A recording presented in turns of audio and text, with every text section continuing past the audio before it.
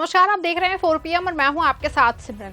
इन दिनों महाराष्ट्र का सियासी पारा हाई चल रहा है। अभी हाल ही में औरंगजेब को लेकर सियासी गलियारों में चल रही चर्चाएं कम नहीं रही कि एक बार फिर से महाराष्ट्र के उप मुख्यमंत्री अजित पवार ने सियासी पारा बढ़ा दिया है।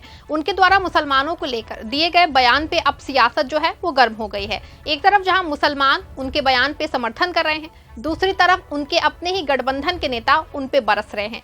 आलम ये हो गया है कि सीएम फडणवीस और पीएम मोदी की टेंशन भी इसी मामले को लेकर बढ़ गई है। दरअसल मुंबई में आयोजित एक इफ्तार में महाराष्ट्र के उप मुख्यमंत्री और वित्त मंत्री अजित पवार ने कहा कि मुस्लिम समुदाय को डराने या सांप्रदायिक विवाद पैदा करने की किसी भी कोशिश का सख्त जवाब दिया जाएगा और आरोपियों को जो है वो कड़ी सजा दी जाएगी। पवार ने एकता और सामाजिक सद्भाव के महत्व पे जोर दिया है। इस दौरान उन्होंने समुदाय को अपने समर्थन का आश्वासन देते हुए कहा कि अगर कोई हमारे मुस्लिम भाइयों और बहनों को डराने या सांप्रदायिक विवाद पैदा करने की हिम्मत करता है तो उसे बख्शा नहीं जाएगा।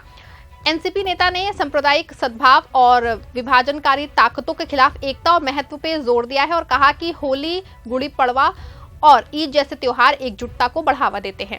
ऐसे में अब इस बयान के आने के बाद से सियासी गलियारों में हलचल जो है काफी तेज हो गई है। राजनीतिक गलियारों में अब ये भी अनुमान लगाया जा रहा है कि वो कहीं ना कहीं इस बयान से भाजपा की ओर इशारा कर रहे हैं। बयान के सामने आते ही भाजपा नेताओं की तीखी प्रक्रिया आनी जो है वो शुरू हो गई है। आखिर क्या भाजपा नेताओं ने अजित पवार के इस बयान को लेकर क्या कुछ कहा है वो हम आपको बताएंगे, लेकिन उससे पहले आप ये सुनिए कि मुसलमानों को लेकर अजित पवार ने ऐसा क्या कह दिया है कि भाजपा नेताओं को मिर्ची लग गई है।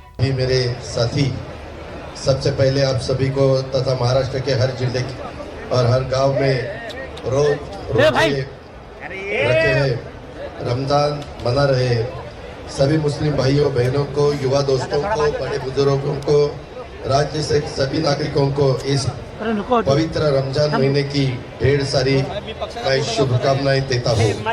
राष्ट्रवादी कांग्रेस पार्टी द्वारा इस इफ्तार पार्टी में उपस्थित आप सभी का तहे दिल से मैं स्वागत करता हूँ। रमजान का यह पवित्र महीना आपके जीवन में सुख, शांति और खुशियाँ लाए। अल्लाह ईश्वर आपको शक्ति दे और आपकी सभी मनोकामनाएं पूरी करे। आप सभी को ढेर सारी शुभकामनाएं देता हूँ। मुबारक हो आपको खुदा की दी यही जिंदगी, खुशियाँ से भरी रहे आपकी यह जिंदगी, गम का साया कभी आप पर न आए, दुआ है ये हमारी, आप सदा यूं ही मुस्कुराए।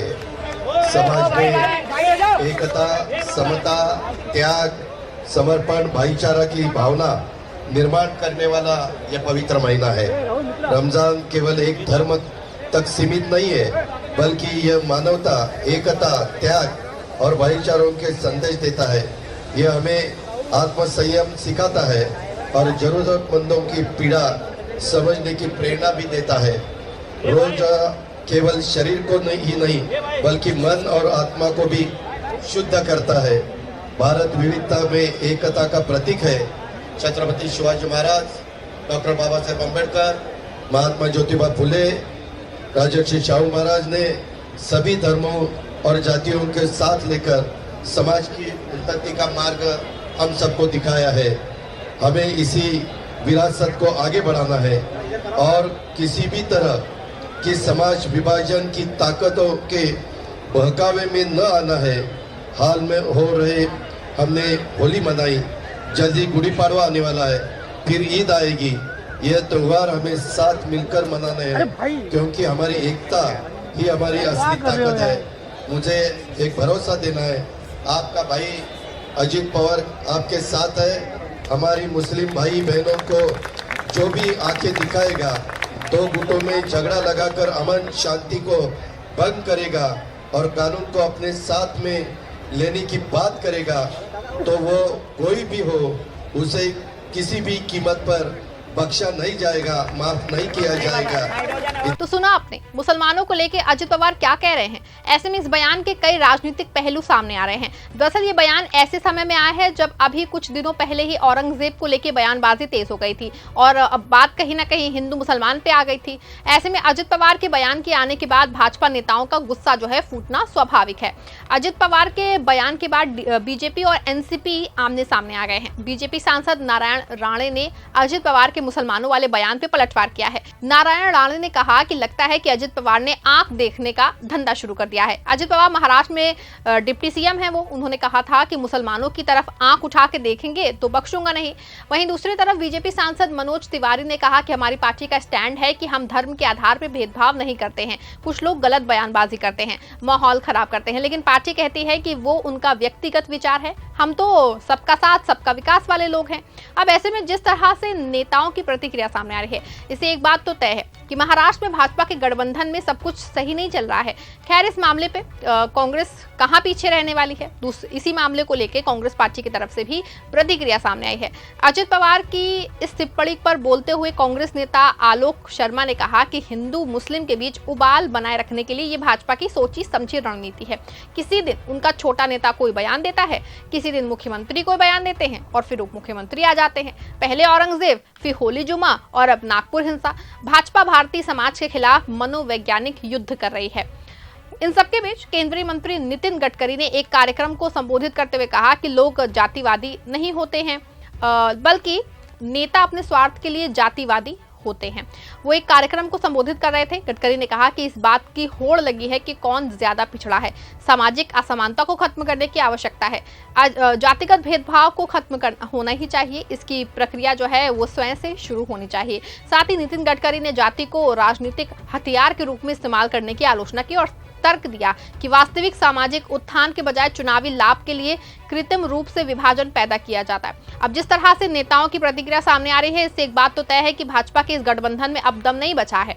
ऐसे में इस हिंदू मुसलमान वाले बयानबाजी की अगर बात की जाए तो इसकी शुरुआत अभी हाल ही में औरंगजेब को लेकर हुई, जिसपे दो गुट आमने सामने आ गए और इस सत्ता के भूखे नेताओं को इस मामले पे राजनीतिक रोटियां सेकने का मौका मिल गया। वहीं एक तरफ जहां सीएम फडणवीस नागपुर में हिंसा को लेकर के जम के घेर रहे हैं और कह रहे हैं कि दंगाइयों को बख्शा नहीं जाएगा, वहीं दूसरी तरफ अजित पवार कहीं ना कहीं सॉफ्ट कॉर्नर दिखा रहे हैं। वैसे औरंगजेब की कब्र विवाद पे अजित पवार ने कहा कि मैं इस मामले पे अपना रुख पहले ही स्पष्ट कर चुका हूं, बार बार एक ही मुद्दे को उठाना बंद करिए। छत्रपति शिवाजी महाराज के मुसलमानों सहित सभी जातियों और धर्मों के लोगों को एकजुट करके हिंदवी स्वराज की जो है स्थापना की। वास्तव में उनके गोला बारूद विभाग का प्रमुख एक मुसलमान था। छत्रपति शिवाजी महाराज के साथ सभी नेताओं ने हमेशा न्याय दिलाने का प्रयास किया है। आज हम अलग अलग चुनौतियों का सामना कर रहे हैं। ऐसे में समय में किसी को जो है समाज में विभाजन पैदा करने वाले अनावश्यक मुद्दे नहीं उठाने चाहिए। कानून व व्यवस्था बनाए रखना सभी की जिम्मेदारी है, लेकिन ये मुख्य रूप से सरकार का कर्तव्य है। अगर मेरे मंत्री कोई गलती करते हैं तो मैं उनके साथ इस पे चर्चा करूंगा, लेकिन अगर अन्य दलों के मंत्री विवादास्पद बयान देते हैं तो मैं इसे फडणवीस और शिंदे के ध्यान में लाऊंगा। खैर, जिस तरह से महाराष्ट्र के सियासी गलियारों में ये बयानबाजी हो रही है, इससे एक बात तो तय है कि महाराष्ट्र में सरकार में सब कुछ ठीक नहीं चल रहा है। अब देखना होगा कि मामला और कितना तूल पकड़ता है और इसको लेके कितनी और नेता जो है आपस में भिड़ते हैं। फिलहाल के लिए आप देखते रहें 4PM। धन्यवाद।